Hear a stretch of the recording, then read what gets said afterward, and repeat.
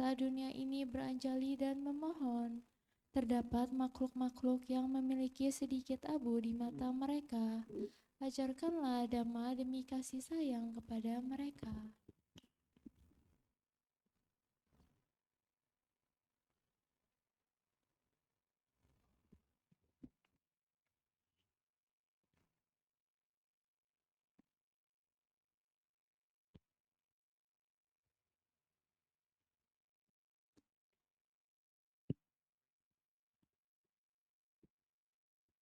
Namo tassa bhagavato arahato samma sambuddhassa. Namo tassa bhagavato arahato samma sambuddhassa. Namo tassa bhagavato arahato samma sambuddhassa. Buddhang dhammang sanghang namasami. I pay respect to the Sangha. So thank you for allowing me to give the Dhamma lesson. Anggota Sangha yang terhormat, izinkan saya untuk membabarkan Dhamma pada hari ini. So nice to see so many people who come here for the ceremony. It's my first time here in Jakarta, first time in Indonesia. Saya sangat senang sekali melihat begitu banyak umat yang hadir pada hari ini untuk merayakan perayaan Katina ini bersama-sama. Ini adalah kali pertama saya di Indonesia, kali pertama saya pula di Jakarta. I was scheduled to give a Dhamma test and a Dhamma talk for 90 minutes. I don't think I'm going to able to entertain you that long. So let's see how long it's going to take. Jadi menurut jadwal saya direncanakan untuk memberikan Dhamma Desana itu sekitar 90 menit. Cuma saya juga tidak yakin ya saya bisa membabarkan Dhamma selama itu. Mari nanti kita lihat bersama ya. Especially feel for the young ones here that I think they're going to get too bored. So let's just see what happens and I try to entertain for at least an hour. Saya juga melihat banyak sekali umat-umat yang muda, juga yang kecil-kecil di sini. Jadi mungkin kalau terlalu lama nanti saya ceramahnya akan terlalu membosankan ya. Jadi saya akan coba ceramahnya kita persingkat menjadi mungkin sekitar 1 jam saja.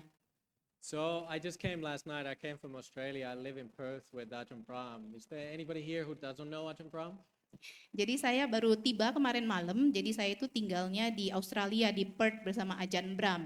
Jadi di sini ada nggak yang nggak tahu Ajahn Brahm, tidak kenal Ajahn Brahm? Everybody knows him? Semuanya kenal Ajahn Brahm? Oh, good. Well done.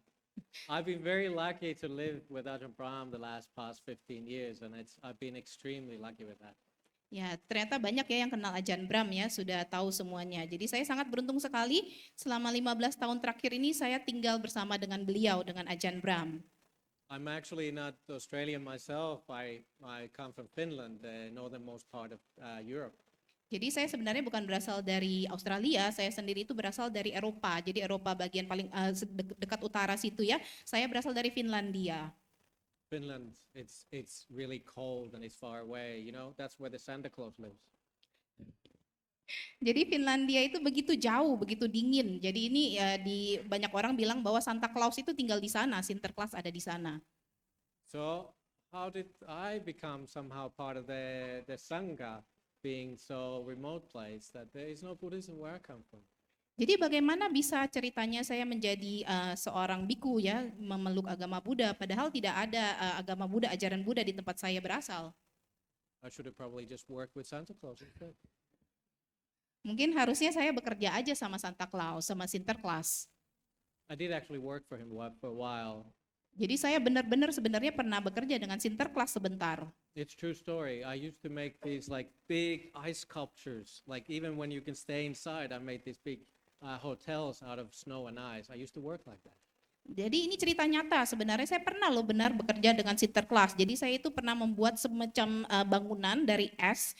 Jadi bangunan itu cukup besar yang orang bisa masuk ke dalamnya. Jadi saya pernah membuat hal seperti itu, seperti hotel dari balok-balok es.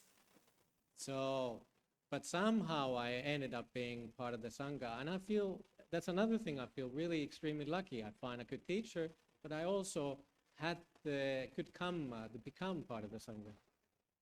Jadi ketika saya bisa menjadi anggota Sangha ini adalah bagian dari karma yang sangat baik sekali saya bisa mengenal ajaran Buddha dan kemudian menjadi anggota Sangha. And now it's my turn after 15 years in the monastery to start turning the wheel a little bit and try to inspire you as well to keep going with the Buddha's teachings. Oleh karena itu, sekarang saatnya setelah saya tinggal selama 15 tahun di Biara, di monastery itu, sekarang saatnya tiba bagi saya untuk membantu memutar roda Dhamma tersebut dan memberikan inspirasi kepada Anda untuk terus berjuang. One of the things is we always during the Vasa chant the Buddha's teachings on the turning of the wheel, the Dhammacakkappavattana Sutta, where this Buddha started the Dhamma. Jadi pada awal wasa umumnya kami itu bersama-sama akan membacakan atau mendaraskan Parita Dhammacakkappavattana Sutta, yaitu pemutaran roda Dhamma yang diajarkan oleh Buddha. And we all following on the footsteps of the Buddha, following him and of course getting inspired by our teachers. Oleh karena itu kita sama-sama mengikuti jejak dari beliau, terinspirasi oleh beliau. So going back to the question, how did I become a monk? Kembali lagi ke pertanyaan yang awal tadi, bagaimana mungkin saya bisa menjadi seorang biku?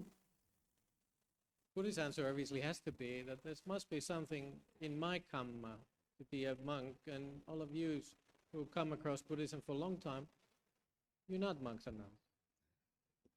Ya, inilah bagian dari karma ya. Bagaimana mungkin saya yang istilahnya bisa menjadi seorang biku, sementara begitu banyak dari Anda mungkin sudah mengenal ajaran Buddha begitu lama, tapi Anda bukan biku, bukan bikuni. I'm looking to all of you, you should ordain as well. Jadi saya melihat nih pada Anda semua, selayaknya Anda itu sudah diordinasi ya atau ditabiskan menjadi anggota sangga. In Buddhism, we have this gradual training, and the part of the gradual training starts with that you hear the word of the Buddha, you hear the Dhamma, from there you get the inspiration, and then you ordain.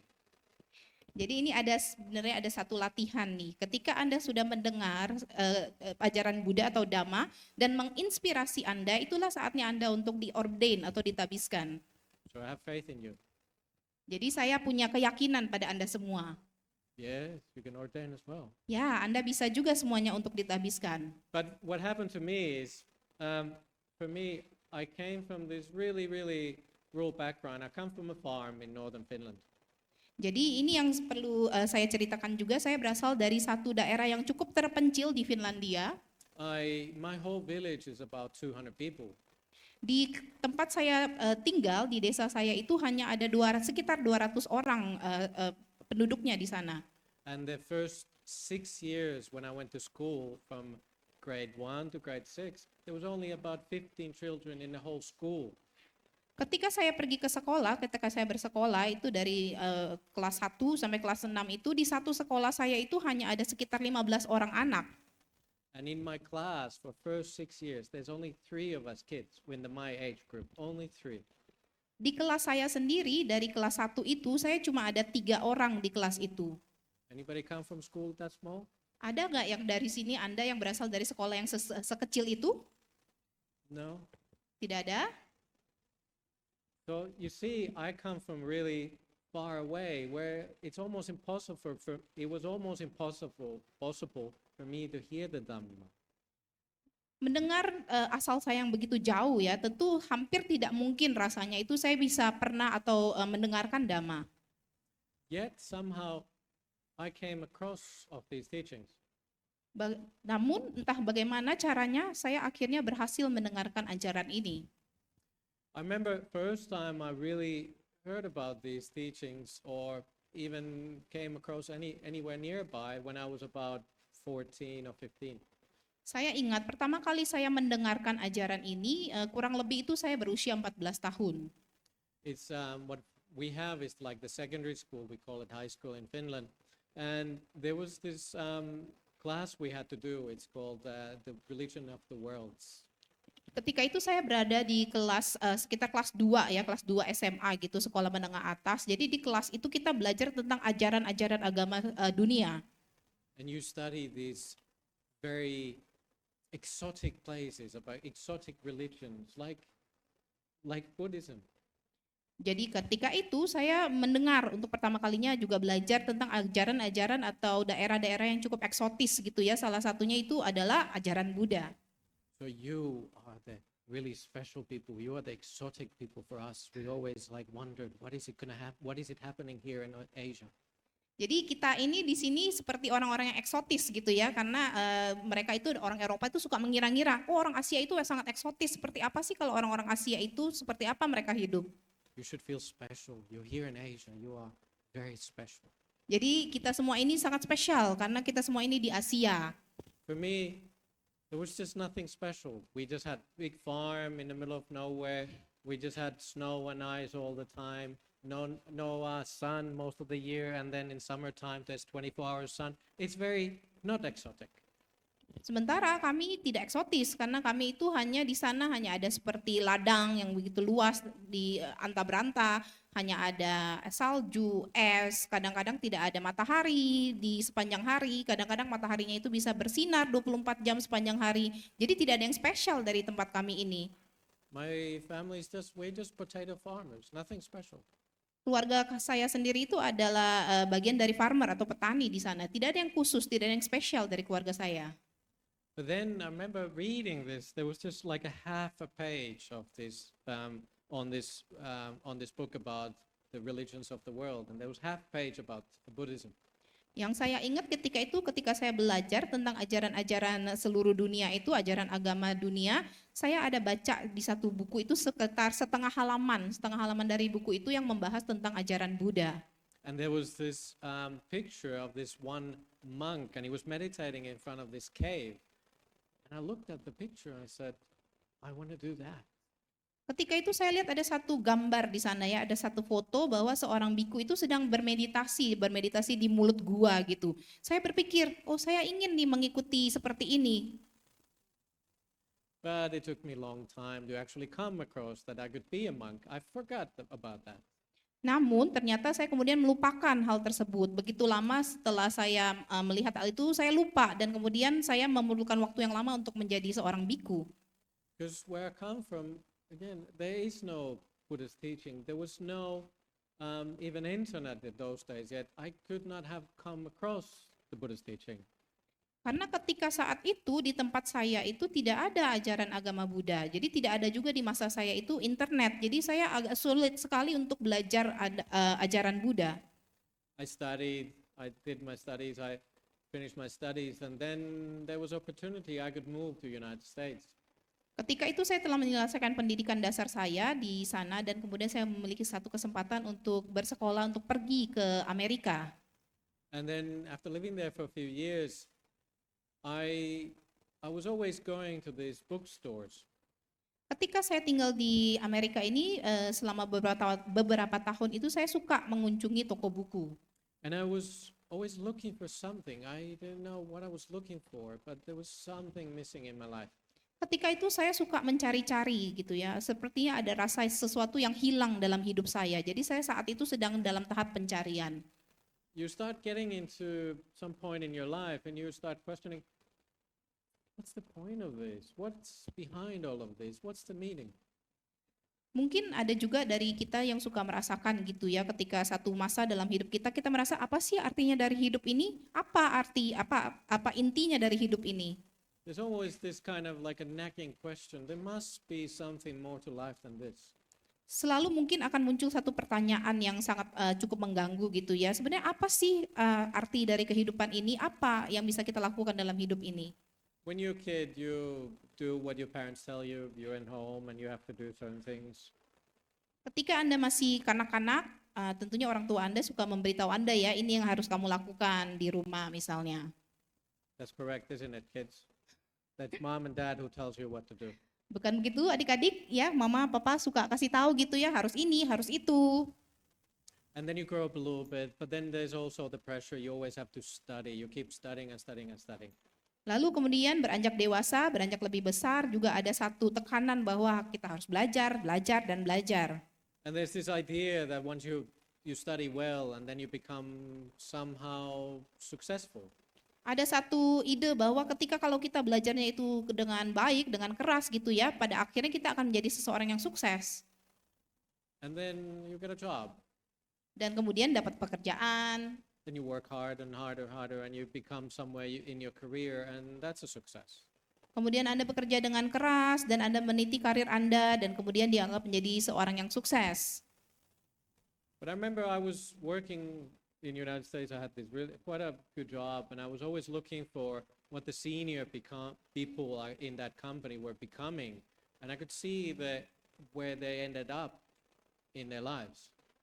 Ketika itu saya di Amerika bekerja itu cukup bagus, pekerjaan saya cukup oke gitu ya. Saya melihat gitu, ketika saya bekerja itu yang senior-senior saya atau atasan-atasan saya itu mereka ketika bekerja apa yang akan mereka dapatkan pada akhirnya. So these studies and this work and all these things, even your family, it can only give you so much.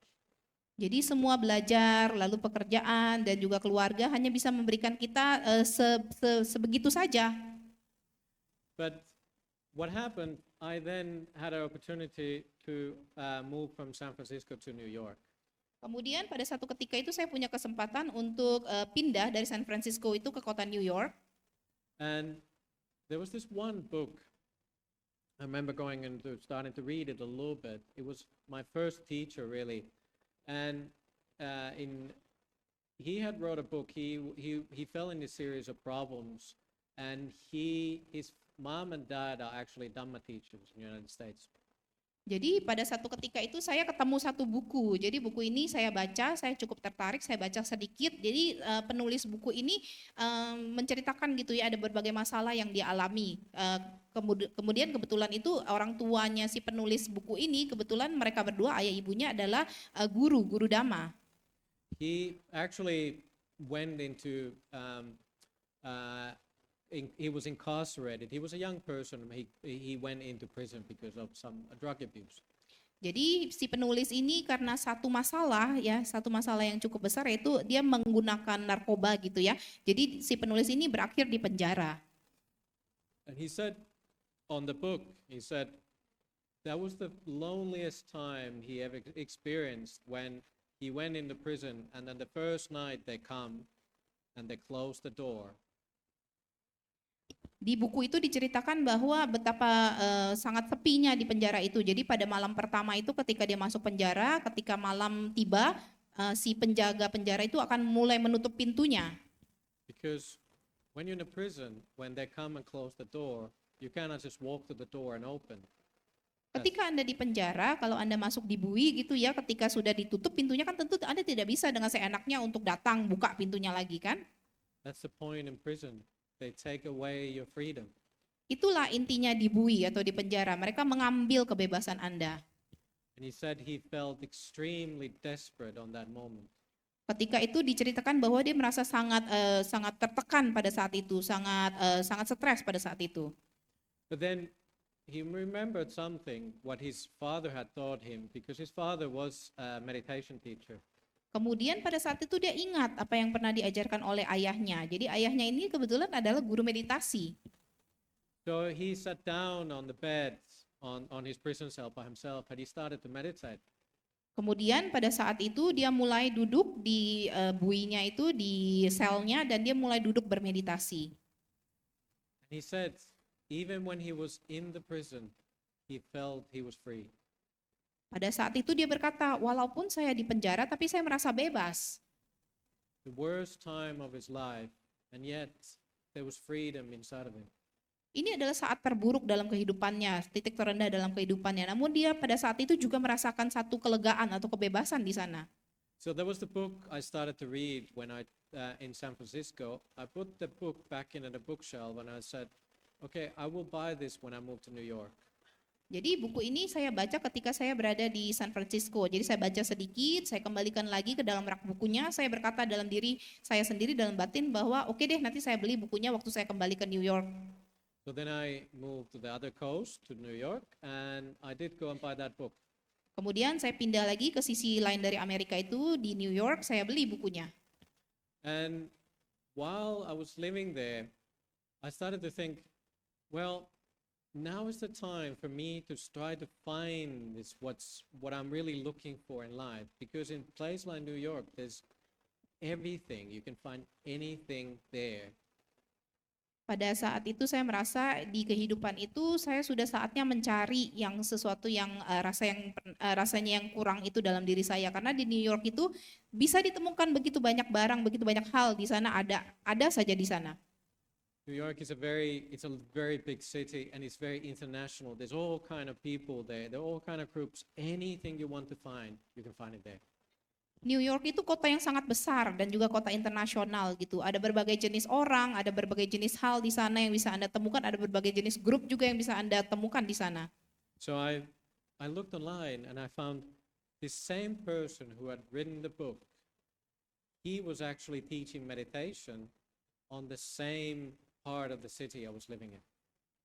Kemudian saya mencari-cari di online gitu di internet bahwa saya temukan ada satu orang ini, ternyata orang ini adalah yang penulis buku yang pernah saya baca tersebut. Jadi dia ternyata kemudian dia mengajar meditasi dan dia tinggal atau mengajarnya itu tempatnya di tempat di kota saya tinggal. It wasn't a big temple like this. It was just a little yoga center. Many different Buddhist groups were renting. Jadi tempatnya itu bukan tempat sebesar ini, sebesar wihara ini, namun itu hanya tempat kecil, tempat yoga gitu ya, tapi banyak disewa oleh berbagai jenis grup Buddhis atau grup pelajar Buddhis gitu. There was no possibility for me to come across really this kind of big groups because you don't realize, but these are quite cultural way of expressing Buddhism. Jadi sekarang Anda tahu ya bahwa saya di masa lampau itu sangat sulit untuk menemukan grup atau juga kelompok sebesar ini karena ini adalah satu kelompok kultur ya, kelompok budaya yang kelompok budaya Buddhis di sini. See, if I would have started my group here, you were the first group here, I'm not sure if I would have ever become a monk. Jadi kalau saya misalnya nih saya mulai grup di sini, saya juga nggak yakin nih saya bahwa bisa menjadi seorang biku juga. For you, it's natural you do chanting, you do these pujas. But look, I never seen anything like this. If I would have come across Buddhism like this, what we're expressing here, it would have been too much for me in the beginning. Jadi yang kita lakukan di sini, Anda lakukan di sini itu seperti baca parita tadi ya, chanting itu sepertinya halnya sudah alami sekali ya, biasa dilakukan. Sementara saya belum pernah mengalami hal seperti itu di sana sebelumnya dengan hal-hal puja seperti ini, ada hal yang cukup asing bagi saya ketika itu. But this group was perfect. These were just regular people from the streets of New York, young people like me, so I could relate to them. Nah, ketika itu saya ketemu grup ini yang cukup cocok gitu ya, cukup cocok karena itu adalah terdiri dari orang-orang muda di New York gitu seperti saya. Jadi saya bisa membangun hubungan yang cukup baik dengan mereka. See, the nice thing about Dhamma, the Buddha's teaching, is that it's anywhere it goes, it takes the idea of the people. It can form into society wherever it expresses itself. Inilah hal yang baik dari Dhamma ya. Kemanapun Dhamma itu pergi, Dhamma itu bisa dibawa gitu, membawa orang-orang untuk membentuk suatu komunitas untuk belajar Dhamma tersebut. So I started to go with these different groups in that meditation, in that yoga center. There were Vipassana groups, there were just lay people, there were Goenka groups and all these, even Tibetan groups, all these different groups. I started to go and meditate with them. Ketika itu begitu banyak grup di sana ya, ketika di sana jadi ada grup yoga, ada grup meditasi Vipassana, ada juga umat perumah tangga, ada juga dari ajaran Goenka, Tibetan gitu. Jadi saya mulai untuk mengikut ke dalam grup-grup ini. So I got really excited and I always go there. I used to go there every night of the week. Saya senang sekali berada di sana. Jadi saya hampir setiap minggu itu, setiap malam itu saya datang ke tempat tersebut. Because finally I thought, I found it. I found what I was looking for. Pada saat itu saya berpikir akhirnya saya menemukan apa yang saya cari selama ini. And every time I went there, I was always asking from the people coming there, I said, which books do you read? Ketika saya berada di sana, saya suka bertanya pada orang-orang yang berkumpul ya. Saya tanya, buku apa nih yang sedang dibaca? We didn't have YouTube at that time. It's so long ago now that you couldn't really just go online and find these Dhamma talks anywhere online. Pada saat itu YouTube tuh belum ada. Jadi ketika masa yang sudah cukup lama ini ya, jadi agak sulit untuk mencari referensi-referensi di online. Jadi untuk mencari ceramah Buddhis itu cukup sulit. So what you had to do in those olden days, you had to go to a bookstore, and then you go to the bookstore, and then people tell you what book to get, and then you go and buy the book, and then you start reading the Dhamma from that. Yang bisa dilakukan saat itu adalah pergi ke toko buku kalau untuk mencari ajaran-ajaran ini ya. Jadi kita cari tahu, kita ke toko buku, kita beli, kita baca, baru kita bisa mendapatkan dhamma dari sana. So I get these recommendations from all these people coming to this group and say, oh, go and buy that book. So I go and buy the book and I start reading it. Ketika itu saya mendapat rekomendasi atau referensi buku yang mana yang sedang dibaca, saya pergi ke toko buku, saya beli, saya baca. And I read it for 5 pages, 10 pages. If I'm really lucky, I get to the page 20. Jadi saya baca buku-buku tersebut, saya baca 1 halaman 4, 5, 10 gitu ya. Kalau saya sedang cukup beruntung mungkin bisa baca 20 lembar dari buku tersebut. And at the page 20, you just sort of like, it's a bit boring. Di halaman 20 ke atas mulai saya merasa aduh bukunya agak membosankan ya. A lot of the Buddhist teachings or how it's expressed in a lot of these books, they're either very philosophical or they're quite boring, quite sort of dry. Di buku-buku Buddhis itu banyak yang buku Buddhis itu cukup membosankan gitu ya, karena bukunya tentang filosofi, bukunya juga cukup berat dan juga agak sulit dibacanya. So you stop reading in the page 20 and you put it in a bookshelf and you just, I will get back to this later. Jadi saya baca misalnya beberapa buku itu sampai halaman 20, kemudian saya simpan, oh ya udahlah nanti saya baca lagi. So you have the bookshelf of all of these books which you never get back to. Jadi ada begitu banyak buku-buku yang mungkin di lemari buku itu yang kita tidak pernah kembali lagi untuk membacanya. I still haven't read most of those books. Saya masih belum selesai nih membaca sebagian besar dari buku tersebut. But then I got lucky. Nah kemudian saya menjadi cukup beruntung nih, ada satu keberuntungan. My dear teacher, Ajahn Brahm, has just written his first book, which really made him big. The book is called Open the Door Your Heart. I don't know what that is in here. Pada saat itu saya cukup beruntung, karena pada saat itu guru saya tersayang, Ajahn Brahm itu baru saja menyelesaikan satu buku pertamanya yang membuat beliau itu sangat terkenal ya. Judul bahasa Inggrisnya itu Opening the Door of Your Heart. Kalau di Indonesia itu Si Cacing dan Buku Kesayangannya. We call it the cacing and si cacing dan kotoran kesayangan. It's about the story of the worm. Oh, we yeah, call it that's that why one. he's the worm guru, right? Sachin. Great. So Ajahn Brahm had just written the book, and somebody told me, oh, there's this monk coming to New York, and he has just written the book, and he's coming on a book tour. Why don't you go and buy that book? Nah, pada saat itu buku ini baru diterbitkan. Jadi Ajahn Brahm itu kebetulan akan datang ke New York gitu ya untuk acara seperti buku launching buku gitu ya. Jadi book tour. Jadi dia akan berkeliling untuk mengenalkan buku tersebut. Nah, teman saya bilang, "Bagaimana kalau kamu pergi saja untuk membeli buku ini juga?" So I thought, another book. I'm just gonna read 10 pages, maybe 20 pages. Just gonna put it in a bookshelf. Saya udah mikir nih, aduh jangan-jangan ini juga salah satu bukunya saya baca sampai 10 halaman, 20 halaman, kemudian saya di rak buku dan juga nggak pernah saya baca kembali. Because what had happened, I've been Buddhist for 6 months. Yang terjadi saat itu adalah saya sudah menjadi umat Buddha nih, saya sudah jadi umat Buddha selama 6 bulan. And after 6 months, I was in the beginning, I was really excited. I found it, I'm Buddhist. And then around 5 months, I started to think, maybe this wasn't it. Waktu awal-awal itu saya sangat bersemangat, saya sangat senang sekali nih tentang ajaran Buddha ini. 6 bulan, kemudian 5 bulan saya mulai merasa, kayaknya mungkin ini bukan ajaran yang tepat ya untuk saya. See, it's really disappointing when you come across something in life and you're like, oh, you're really excited, and then you start finding, well, it wasn't this either. I need to keep looking. Rasanya mengecewakan ya ketika Anda pada awal itu sudah merasa, begitu bersemangat, ini adalah sesuatu yang saya cari-cari. Namun ternyata ketika berjalan dengan waktu, Anda mulai merasa, rasanya bukan yang ini nih, hal-hal yang saya cari, arti yang saya cari dalam hidup, dan kemudian saya mungkin harus mencari lagi di tempat lain. But anyways, I went to the bookstore, last effort. Okay, I go to the bookstore, I buy the book, and I start reading it before I even buy it. I start reading, oh, there's a nice story. Kemudian saya ke toko buku, saya coba ini mungkin usaha terakhir saya gitu untuk belajar agama Buddha ya. Saya baca bukunya, saya ke toko buku, saya baca sedikit bukunya, ternyata bukunya cukup menarik nih. Sebelum saya beli, saya baca dulu. And I buy the book and I start walking towards my apartment. I keep reading it all the way, and I go to my apartment and I read the book on the straight away on the first go.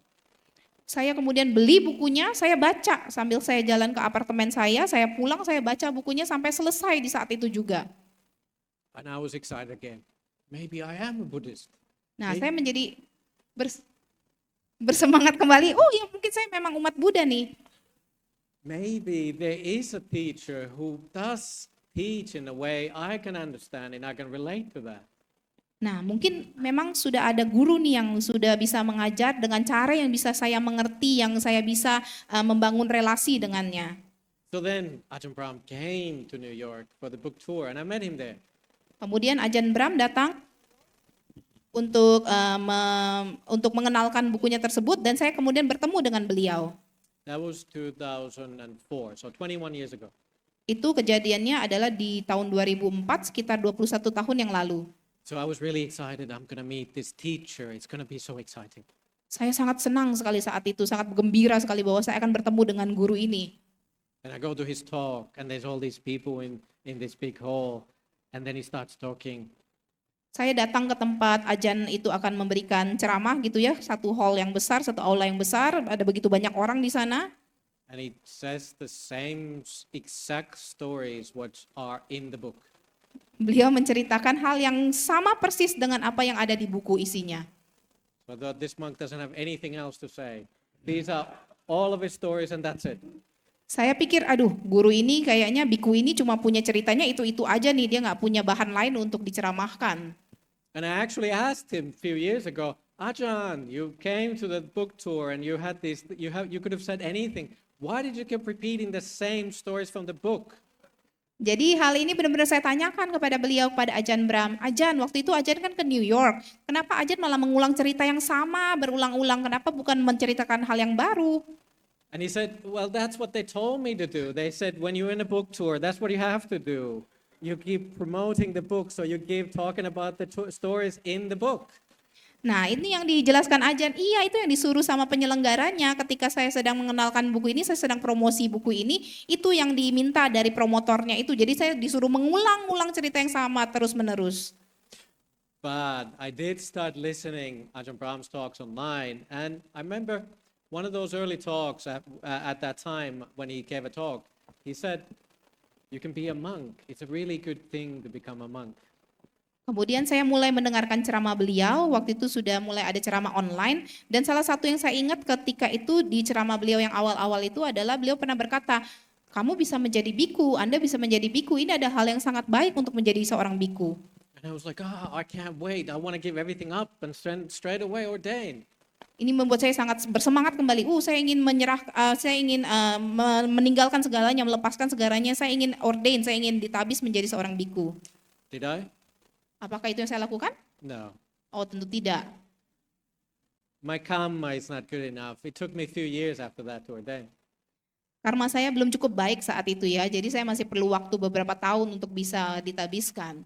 See, I'm not very smart. I went back to school again. Ketika itu saya rasanya kurang pintar karena saya kembali lagi ke sekolah. Saya bersekolah kembali. So it took me a few years, but eventually I realized, okay, I'm getting old. I was 29. Ketika beberapa tahun sudah berlalu, saya mulai menyadari, aduh saya sudah mulai tua nih. Ketika itu saya berusia 29 tahun. 29 is pretty old, isn't it? Umur 29 rasanya sudah cukup tua ya.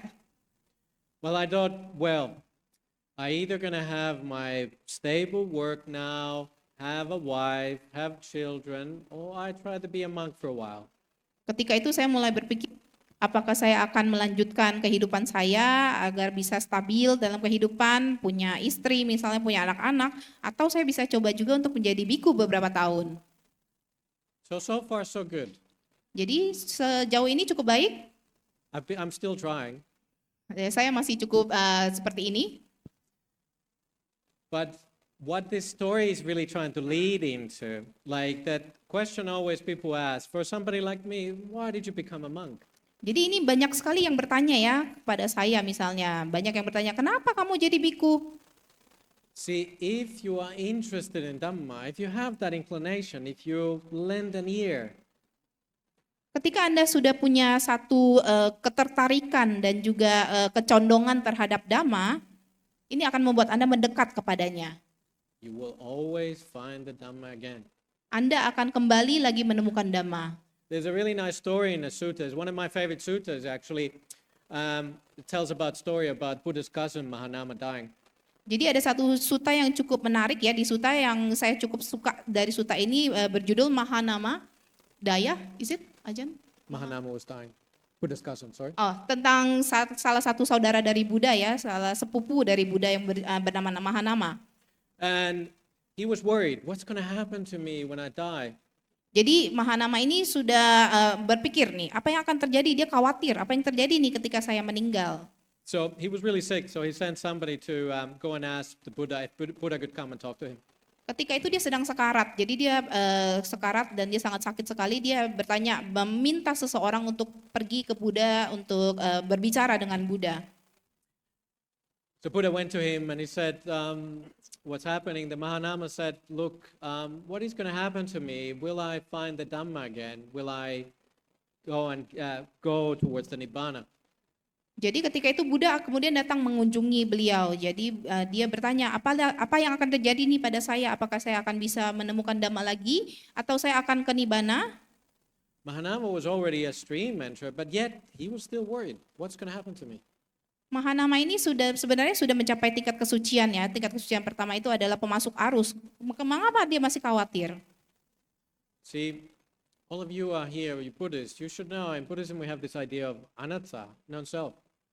Kita semua di sini memeluk ajaran Buddha, tentu kita tahu ya konsep Buddhis yang disebut dengan anatta, dengan tidak adanya inti diri. Is it just random that how we go through life? There's no self, so we just come across Buddhism or we don't come across Buddhism. Karena tidak adanya diri tersebut, mungkin suatu kesempatan itu random ya atau acak gitu ya. Terkadang kita bisa bertemu dengan ajaran Buddha, terkadang mungkin tidak. What follows you from life to life? Apa yang mengikuti kita dari hidup satu ke kehidupan lainnya? There's no self there. Tidak ada diri, tidak ada inti diri di sana. It's your karma that comes from life to life. Adalah karma kita yang mengikuti dari kehidupan satu ke kehidupan lainnya. So in that sutta, the Buddha says, don't worry, Mahanama. If you think of a tree and the tree is leaning towards west, and then there's 4 strong men come and cut down the tree from the roots. Jadi Buddha berkata, jangan khawatir Mahanama. Jadi jangan khawatir. Ibaratnya contohnya ada sebatang pohon gitu ya. Pohon itu condongnya ke arah barat. Kemudian ada 4 orang datang, 4 orang yang kuat itu memotong pohon tersebut. The tree is leaning to west and they're cutting from the roots, Mahanama. Will the tree fall towards north, east, south, or west? Jadi 4 orang ini datang untuk memotong pohon. Pohonnya itu sudah condongnya ke arah barat. Ketika dipotong, apakah pohon itu akan jatuh ke arah timur, ke arah selatan, ke arah barat, atau ke arah timur dan ke arah selatan dan ke arah lain? And Mahanama said, of course, it will fall towards the way it's leaning to. Mahanama menjawab, tentu pohon itu kalau dipotong di akarnya, tentu dia akan jatuh ke arah dia condong. And the Buddha said the same way, Mahanama. If you have these 4 things, you are always leaning towards Nibbana. Jadi demikian halnya Buddha menjawab, kalau kita punya 4 hal ini, kita akan selalu condong ke arah Nibbana. The first 3 things is part of what I'm talking about today. 3 bagian pertama adalah yang saya akan babarkan hari ini. You have respect towards the Buddha. Yang pertama adalah kita memiliki rasa hormat terhadap Buddha. You have respect towards the Dhamma. Lalu kemudian juga kita menghormati Dhamma. You have the respect towards the Sangha. Memiliki rasa penghormatan kepada Sangha. The 4th one is your Sila. Dan yang keempat adalah sila atau moral Anda. If you have these 4 supporting factors, you're always leaning towards Nibbana. Jika Anda memiliki 4 faktor tersebut, 4 faktor pendukung tersebut, maka Anda akan selalu condong ke arah Nibbana. No matter where you go, you will always find the Dhamma. You might go astray for a while, you might get born in a place where it's difficult to hear the Dhamma. But if you are interested here and now, you will always find it. Bagaimanapun nanti keadaan Anda terlahir dari keadaan seperti apapun, maka Anda akan pasti menemukan Dhamma. Sebagaimanapun sulit Anda misalnya kondisinya untuk mendengarkan Dhamma, ada kecenderungan atau juga ada faktor pendukung di mana Anda akan bisa menemukan Dhamma. So that is really the reason why I ordained. I don't have a free will. None of us we do. Inilah alasan mengapa saya akhirnya ditahbis. Saya tidak punya yang namanya free will atau kehendak gitu ya. Kita tidak ada yang punya kehendak tersebut. See, everything is anatta. There is no self which is making these decisions. Karena tidak adanya inti diri, jadi tidak ada inti diri pada diri kita semua. And yet, it's not random. Dan hal ini bukan suatu kebetulan atau hal yang acak. How does it work then? Bagaimana cara bekerjanya? We are all conditioned beings. Kita semua adalah makhluk yang terkondisi. And whatever the condition is, that's who you are. Kondisi tersebut adalah yang membentuk bagaimana diri Anda. So when you listen to the Dhamma, you get inspired by a teacher. That's what conditions you. Ketika Anda mendengar satu ajaran, Anda juga merasa terinspirasi oleh sosok guru. Nah, itulah yang memberikan Anda inspirasi nantinya. A lot of us, you know this sutta where it's Samanananda Tassanang Etam Mangalan Uttamang. It's from the Mangala Sutta, right? Jadi mungkin kita sudah familiar ya, cukup mengenal Manggala Sutta atau sutta tentang berkah utama. To see the samanas is one of the highest blessings. Yang di sana disebutkan juga bahwa kita bisa melihat seorang samana atau seorang petapa itu adalah salah satu berkah utama. And in here, it really refers to the samanas of bhikkhus and bhikkhunis. Samana di sini itu juga merupakan menunjuk atau merujuk pada para biku, bikuni. Because everything starts from seeing the samanas, hearing the right Dhamma, and then you start leaning towards Nibbana. Yang di awal itu selalu dimulai dengan melihat sosok samana tersebut ya, sosok petapa atau biku-bikuni, kemudian mendengarkan Dhamma, ini akan membantu kita untuk selalu condong ke arah Nibbana. So having a sangha being that it is alive and well this day and age, it's amazing that we still have it.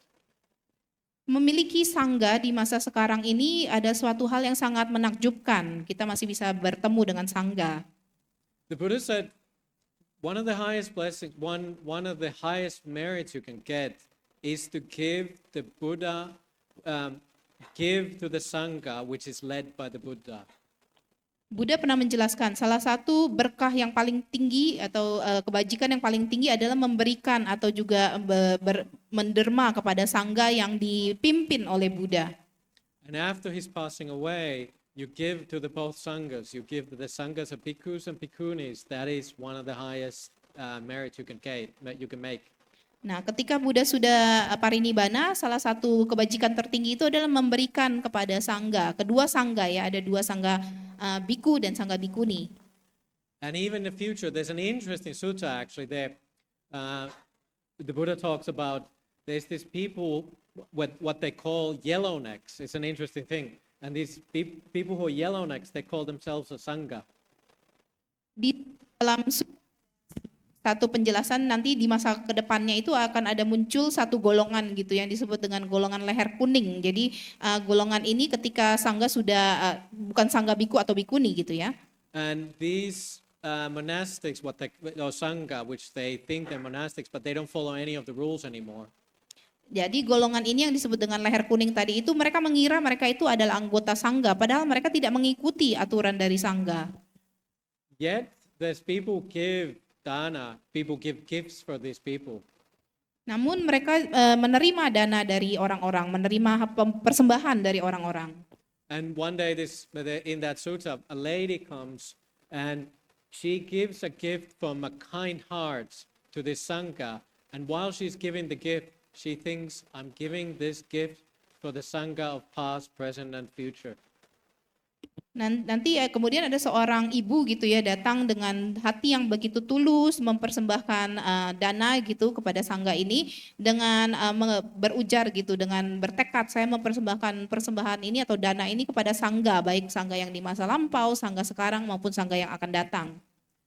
So just from that thought, she gets a lot of merit, punya for the future. Dari pikiran atau pemikiran semacam ini, si ibu ini mendapat begitu banyak keberkahan ya, punya yang dia berhasil dapat. So Buddha said, never look down on giving, always give. Whenever you have opportunity, always give. Buddha selalu pernah menjelaskan bahwa jangan pernah merendahkan kemurahan hati ya. Kapanpun Anda ada kesempatan untuk memberi, berilah. So that's part of the ceremony we're doing here, right? Today is one of the ceremonies giving gifts. Jadi ini adalah bagian dari yang acara yang kita lakukan pada hari ini. Pada acara hari ini kan kita akan memberikan dana. So Sangha is almost like what we call in Pali, the punya ketang. It's a field of merit. Jadi di dalam diajarkan bahwa sangga itu adalah ladang ya, ladang kebajikan. So us, we become monastics. Like for me, eventually I couldn't resist anymore. I almost had to ordain. Pada saat itu ada satu kesempatan itu saya merasa saya udah nggak bisa menolak lagi. Saya harus ditabis, saya harus menjadi seorang biku. And us, we start pushing the wheel, same like everybody else. We keep it rolling. Nah, kita juga terus-menerus untuk memutar roda dhamma ini agar tetap berputar. And we have a lot of respect for the teachers who came before us and who respected all of these Sangha's rules. Kita juga punya banyak guru-guru sebelum sangga di masa lampau itu, kita juga mempunyai banyak guru-guru yang terhormat yang senantiasa menjaga peraturan, senantiasa menjaga kemoralan mereka. And from that respect, we behave well. Dari rasa hormat tersebut kita kemudian akan memiliki perilaku yang baik. And it's what part of the things why we have the Vassa period, the rains retreat period. Oleh karena itulah kita ada yang namanya masa wasa atau masa retret musim hujan. That it forces us monastics, because we are just human like everybody else, but it forces us to concentrate on our practice. Masa ini adalah masa untuk memaksa, semacam pemaksaan juga bagi para monastik ya, para anggota sangga untuk melatih diri mereka sendiri. See, because it's not any easier for us. We are just humans.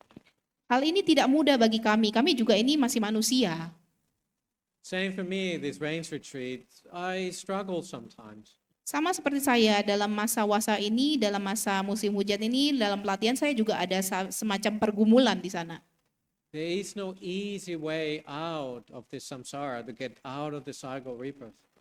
Tidak ada cara mudah untuk keluar dari sangsara ini. Tidak ada cara yang mudah untuk keluar dari siklus kelahiran dan kelahiran dan kematian. I have this little hut, kuti in the forest, and I'm there by myself, day in, day out. Saya duduk di sana di kuti saya kecil, kuti kecil di tengah hutan. Jadi saya duduk di sana berlatih siang dan malam. And the meditation is not working. And I'm start getting the defilements. Pada saat itu mungkin meditasi saya kurang baik ya, dan mulai muncul nih noda-noda batin. You know what my defilements are?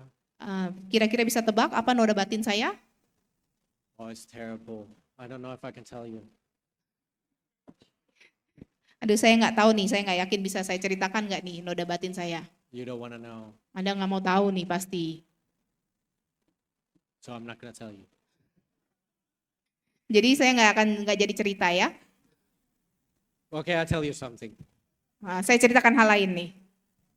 I was trying to lose weight during this rains retreat.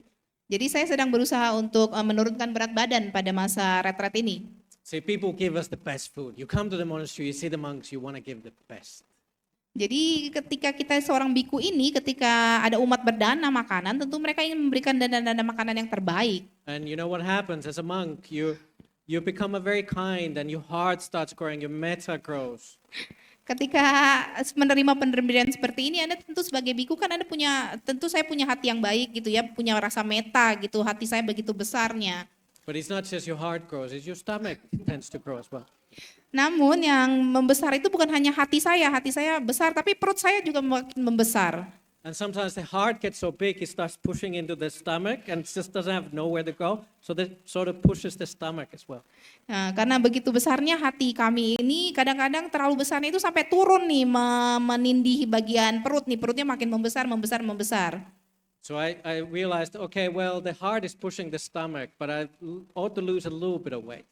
Nah, saya tahu, wah hatinya begitu besar hatinya itu mulai menekan ke arah perut, jadi saya saatnya untuk menurunkan berat badan tersebut. So I'm in this hut, and all the other monks, because I did a month-long retreat, so the other monks deliver my food into my hut, so I don't have to go anywhere. Saya melakukan retret itu selama 1 bulan di kuti saya, jadi selama 1 bulan itu saya tidak perlu kemana-mana, karena makanan itu akan diantarkan oleh biku lain. So I gave strict instructions to my monk who's friend of mine. I only want 3 things in my bowl.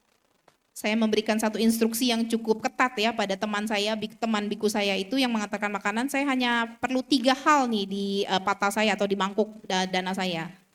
I only take brown rice, steamed vegetables, and salad. Nothing else. Yang saya makan di mangkuk saya itu hanya perlu 3 hal, yaitu nasi brown rice ya, nasi merah gitu, lalu juga sayur-sayuran yang direbus dan juga salad, itu saja. You know what happens when you eat like that? Apakah Anda tahu kira-kira kalau kita makan terus-menerus seperti itu apa yang terjadi? You're hungry most of the time. Saya merasa terus lapar pada ketika itu.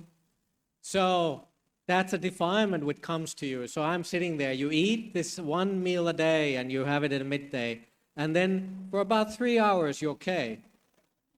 Inilah noda muncul ya ketika saya hanya bisa makan 1 kali 1 hari dengan menu seperti itu ya. Pas 3 jam awal mungkin masih oke nih.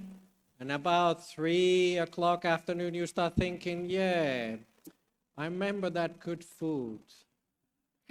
Kemudian mulai 3 sore tuh mulai ingat, aduh saya ingat tuh ada makanan itu tuh enak tuh. You start dreaming about nasi goreng. Jadi mulai menghayal nih, aduh nasi goreng.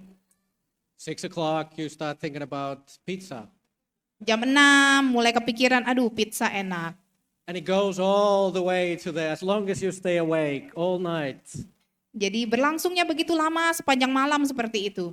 So as monks, yes, we do contemplation. So what kind of contemplation I did for a month? Sebagai biku tentu saya juga melakukan satu perenungan ya. Jadi apa yang bisa saya lakukan sekarang, kontemplasi apa atau perenungan apa yang saya lakukan? I'm contemplating, I'm hungry, I'm hungry, I'm hungry. Perenungan yang muncul pada saat itu adalah saya lapar. But sure, I actually it was just a little bit of joke just to keep you awake. We still have an hour to go. Ini hanya satu joke ya, satu kelakar aja agar Anda tidak ngantuk ya. Masih ada waktu, kita kurang lebih 1 jam mungkin. But the idea part of this idea, what I'm trying to tell you, that during the range retreat, you come and you do these like little practices which are slightly hard, which is sort of pushes your practice a little bit. Ini adalah ketika retret biasanya kita itu mulai berlatih itunya sedikit lebih keras gitu ya. Jadi kita berusaha untuk menuju ke limit kita atau batasan kita. And actually after a week or 2 weeks, you start feeling quite light when you eat a light meal. Jadi ketika 1-2 minggu berakhir, saya mulai merasa agak ringan nih. And you read a little bit of the suttas in your heart. You read them a little bit, and that inspires you. Kemudian saya mulai membaca sutta di kuti saya itu dan mulai mendapatkan satu inspirasi dari sana. So the practice is the same for us than for you, but for us we have the time and we can put the effort more easily. Latihan ini bagi kami lebih mudah ya karena kami punya waktunya cukup bagi kami untuk berlatih dan menaruh usaha di sana. Being a monk, it forces us into this form almost, like we have a robe, we have to behave a certain way, we have a lot of rules, we live simply. It forces us to practice. Menjadi seorang anggota sangga itu atau biku memaksa kami ini untuk berlatihnya dengan cara demikian ya, karena kami memakai jubah, kami harus bertingkah laku seperti ada tatanannya, harus menjaga tingkah laku, hidup dengan sederhana. Jadi ini adalah cara-cara kami berlatih. Even if I want to have the nasi goreng 6 p.m., I can't. Bahkan jika saya ingin makan nasi goreng jam 6 sore tentu saya nggak boleh. The only thing I can do is sit. Yang bisa saya lakukan hanya duduk. Only thing I can do is walk Yang bisa saya lakukan hanya jalan and contemplate food. dan lakukan perenungan terhadap makanan-makanan tadi. But that sort of pushes me into this like uncomfortable place, which is a little bit uncomfortable, but it pushes me further in the path. Namun cara ini mendorong saya untuk melampaui zona nyaman saya. And that's part of being the Sangha. We have to have these certain kind of possibilities to practice, and the rains retreat, the Vassa period gives us that. Sebagai sangga, sebagai anggota sangga, ini adalah satu hal yang perlu kami lakukan ya, berlatih di masa musim wasa, di masa musim hujan ini. And from that practice, it ingrains me, all of these things becomes me. I sort of live the Dhamma. Dari latihan-latihan yang saya lakukan, Dhamma itu saya mulai mengerti Dhamma. Jadi saya mulai berlatih Dhamma, dari pelatihan itu saya bisa mengambil Dhamma itu menjadi jalan hidup saya. See, if you think about that simile I gave you earlier, you might have forgotten by now. Remember that simile of the tree? Jadi mungkin kita akan kembali lagi kepada analogi awal tadi, analogi tentang pohon tadi, Anda ingat? The tree has to have a lean. Jadi pohon itu mulai memiliki kecondongan atau kemiringan. What if you are a tree which is, let's say you just have a very good sila. Apakah yang akan terjadi? Misalnya Anda pohon itu memiliki sila yang baik, kemoralan yang baik. You're a very upright person. Your tree is very straight. Ketika Anda memiliki sila yang baik, pohon Anda itu mungkin lurus, tegak lurus. Which way are you going to fall? Ke arah mana Anda akan jatuh? Nobody knows. Tidak ada yang tahu. It depends on these whimsical things where you come from the past coming together. It can fall very far from the Dhamma. Tentu tergantung berbagai macam kondisi ya. Jadi jatuhnya itu akan tergantung pada berbagai macam hal. Salah satunya mungkin karena masa lampau. Karena masa lampau itu mungkin akan membawa kita jauh misalnya dari Dhamma. So sila alone doesn't always lead you towards finding the Dhamma again. Hanya sila saja tidak akan membawa kita untuk menemukan Dhamma kembali. Of course, it's one of the supporting factors, but it's not the only one. Tentu saja sila itu adalah salah satu faktor pendukung, namun bukan faktor satu-satunya. You have to respect and listen to Dhamma.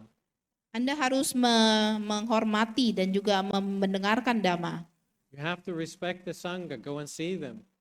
Anda juga harus memberikan penghormatan pada anggota sangga dan pergi untuk mencari mereka, mengunjungi mereka. You have to keep the Buddha in the heart. Anda harus membawa Buddha dalam batin Anda. Don't just contemplate food all the time. Jangan hanya memikirkan makanan saja setiap saat. What do you think, all of us? Is there anybody here who's got a doubt that you're going to pass away when you're going to die? Apakah ada dari Anda yang mungkin punya ragu-ragu meninggal suatu saat? We all know eventually we have to move to a next life. Kita semua tahu bahwa kita akan satu saat kita pasti akan berlanjut ke kehidupan yang lain. You know, we just did the chanting just earlier, and it actually talks about treasure. Jadi tadi kita sudah ada satu chantingnya, satu parita yang membahas tentang satu harta. It was a nice chanting you did, and in that low chant, it says that you can go and bury this treasure. This person goes and buries this treasure next to this river. Jadi tadi parita yang dibacakan itu sangat baik sekali ya. Jadi parita itu tentang harta tersebut, itu ada satu baitnya itu tentang harta apabila kita menguburkan harta itu di tepi sungai.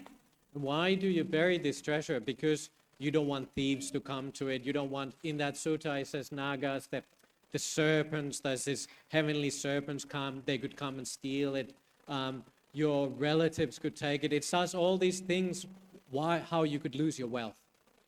Di dalam sutra tersebut dijelaskan bagaimana mengapa kita menyembunyikan harta itu, karena kita takut dicuri sama pencuri, takut diambil sama naga tadi ya, takut diminta sama keluarga kita. Jadi itu tadi bagaimana mengapa kita harus mengubur harta tersebut. But no matter how you hide your wealth, it's never gonna be safe. Bagaimanapun Anda berusaha untuk menyembunyikan harta tersebut, tidak ada jaminan pasti akan aman. Even if nobody finds your treasure, even if your relatives don't somehow spend it or thieves get it, you cannot take it with you. Bahkan ketika tidak ada yang mengambilnya, tidak ada pencuri yang mengambilnya, tidak ada keluarga yang mengambilnya, belum tentu dia akan aman karena kan Anda tidak bisa bawa harta itu selamanya. At the end of that little chanting you did, at the end it says, what the wise ones are praising. Pada bait akhir itu diceritakan atau ada isinya adalah yang dipuji oleh orang yang bijaksana. And the Pali word there was punya. The wise ones are praising about punya. Di bahasa Palinya itu punya. Jadi apa yang disarankan atau juga dipuji oleh orang yang bijaksana. The punya is obviously merit, but what does it mean you make merit? Punya itu artinya seperti membuat satu kebajikan. Tapi apa sih kebajikan itu? Is it just if you give gifts for the Sangha, is that enough? Bukan hanya dengan memberikan dana atau juga persembahan kepada sangga, tidak cukup. Is that putting lean into your tree? Apakah ini akan membantu kita untuk kecondongan pohon tersebut? Yes, it will. Ya, tentu saja ini akan membantu. And the Buddha said, the more effort you put into making something good, making merit, the stronger it is. Buddha menjelaskan semakin kita membuat satu usaha untuk membuat kebajikan, maka ini akan menjadi semakin kuat kecondongannya. And giving the katina time, actually at the time of the Buddha, it was really high merit. It was considered very highly meritorious. Memberi pada musim Katina seperti ini, pada masa Katina seperti ini disebutkan bahwa ini akan memberikan satu kebajikan yang begitu luar biasa. You give clothing for the Sangha, you give medicine for the Sangha, you give them lodging, you take care of us. Dengan memberikan jubah, misalnya obat-obatan, kita memberikan juga perawatan kepada para anggota Sangha, kita menjaga mereka. But just giving is not enough. Tapi dengan hanya memberi saja itu belum cukup. How do you make more of that? Bagaimana caranya agar kita bisa melakukan lebih? How giving becomes a big thing? Bagaimana agar pemberian itu atau memberi itu bisa menjadi suatu hal yang lebih besar lagi, lebih luar biasa lagi? You need to contemplate on it. Yang perlu Anda lakukan adalah merenungi ketika pemberian itu merenungi pemberian tersebut. By that, what it means is that you give and you think about, the more you think about your giving, and that's why gifts which are difficult to give, meaning you put more effort into it, you put more love into it, the bigger it becomes. Jadi ketika memberi itu kita ada satu perenungan ya, pemikiran gitu ya. Pemberian yang kita berikan itu misalnya kalau yang kita beri itu sangat berharga, itu kan tentu kita akan lebih sulit untuk melepasnya ya. Nah, makanya ketika kita berhasil melepaskan hal yang sangat kita sukai, kita cintai itu adalah pemberian yang sangat berharga. It's not how much you give, but your mental effort, your kindness, your appreciation, you respect what you're giving. Bukan masalah berapa besar Anda memberi donasi atau memberi dana ya. Namun yang di sini yang menjadi lebih penting adalah bagaimana usaha mental Anda, usaha batin Anda ketika Anda memberi. Seberapa besar penghormatan yang Anda berikan pada saat memberi. And that becomes your kamma. Dan ini akan menjadi satu karma kita. And that's what follows you from life to life. Dan inilah yang akan mengikuti kita dari kehidupan satu ke kehidupan lainnya. That is actually the same thing in that sutta you just chanted. That is the highest treasure. Inilah yang sama tadi sudah dibacakan, didaraskan di parita tadi ya, tentang harta tadi. Ini adalah harta yang paling tinggi. That punya, no one can steal from you. Harta tersebut, punya tersebut itu tidak ada yang bisa mengambilnya dari Anda. There is no thieves can come. There is no naga come. There is no fire which can destroy that effort you made. Jadi tidak ada pencuri yang bisa mengambilnya, tidak ada naga yang bisa mengambilnya, tidak bisa juga ada api yang membakar dari harta tersebut. So I just wanted to inspire you all that all of us, we in the same boat. Saya hanya ingin memberikan satu inspirasi pada Anda semua, kita semua berada di perahu yang sama. We do our best and we try to find somebody who's inspiring, who gives inspiration into our heart. Kita berusaha senantiasa melakukan hal yang terbaik. Kita meminta atau juga mencari satu inspirasi dari orang-orang atau guru-guru kita. In the same way, I feel being very blessed to be part of the Sangha. I hope you feel blessed to see the Sangha here today. Sama demikian halnya saya merasa begitu terberkahi bisa menjadi seorang anggota Sangga. Saya harap Anda semua juga bisa merasa begitu terberkahi bisa melihat anggota-anggota Sangga, bisa bertemu dengan anggota-anggota Sangga. So I think that's enough for today. I'm sure it wasn't 90 minutes, but I think that's enough for you to get inspired. Tentu saja mungkin sampai sini saja saya bisa memberikan ceramahnya pada hari ini. Mungkin tidak sampai 90 menit, tapi saya harap hal ini bisa memberikan satu inspirasi atau juga memberikan satu dorongan bagi Anda semua. So thank you very much. It was nice to come here. Terima kasih, sangat senang sekali saya bisa berada di sini. You know what you usually do instead of clapping? Always good to say sadhu 3 times. Let's do that. Ya, kita Sadhu. Oh, sorry.